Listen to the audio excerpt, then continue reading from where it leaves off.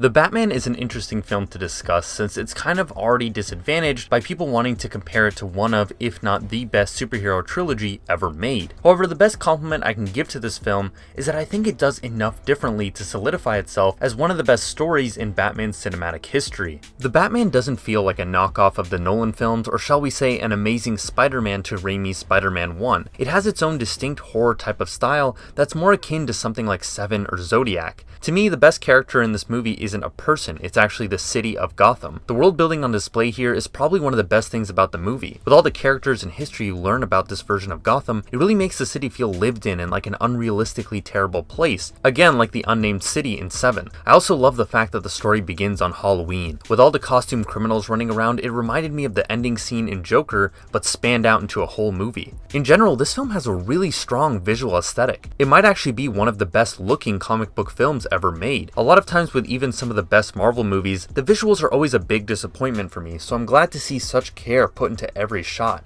The action scenes are a prime example of this. There is so much in-camera stuff here, and at times the fights in this movie look like they came straight out of the Arkham games. That was the one thing I can say was missing from the Nolan trilogy. There was never really a memorable action scene I would go back to watch from one of those films, and I think that's why everyone was so hyped up about the warehouse fight in Batman v Superman. But now luckily we have a whole movie full of that stuff. Batman films are also known for having some really iconic themes, and the Batman is no different. My god, I love this theme ever since the first trailer dropped. Again, it has a unique sound to it that still sounds like Batman, but sets it apart from all the scores that have come before it. I especially love how often it was used in the actual film too. This movie also has a really big cast of supporting villains and heroes, and I think this film balances all of them pretty well. What I really like is that none of them feel like cheap cameos. Each one is integral to the main plot and used to service the theme of the story they're trying to tell about Gotham. The Riddler was also done really well in this movie as the main villain. At first I was afraid that he was going to be too similar to the Joker, but his overall motivations and especially that scene at the funeral really set him apart for me.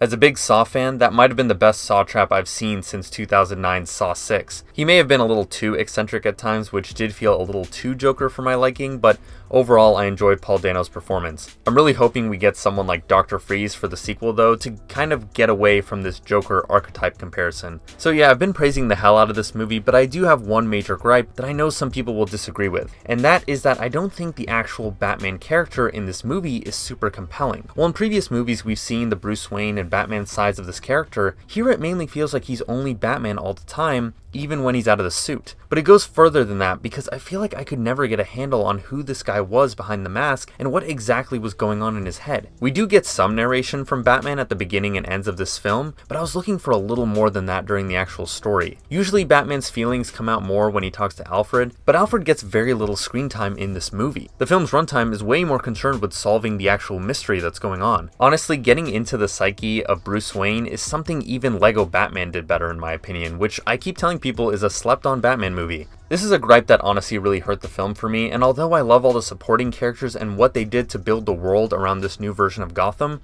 I feel like Batman should have been the star of the show here, and I just didn't really get that from him this time around. Don't get me wrong, Pattinson is still great in the role, but I just feel like there was more of a focus on plot than story here, if that makes any sense. Nonetheless, I think the Batman is definitely something special for the comic book movie landscape, since I really appreciate artist-driven stuff like this that doesn't feel like it's manufactured by a studio. Although this Batman wasn't perfect for me, it was pretty damn close, and it gave me a lot of the comic booky tone I was waiting to see from the Ben Affleck iteration of the character after the super grounded Nolan version. With that, I'm gonna give it an 8 out of 10, can't wait for the sequel. So yeah, don't forget to like and subscribe, and comment down below your thoughts on the movie, and I'll see you guys in the next video.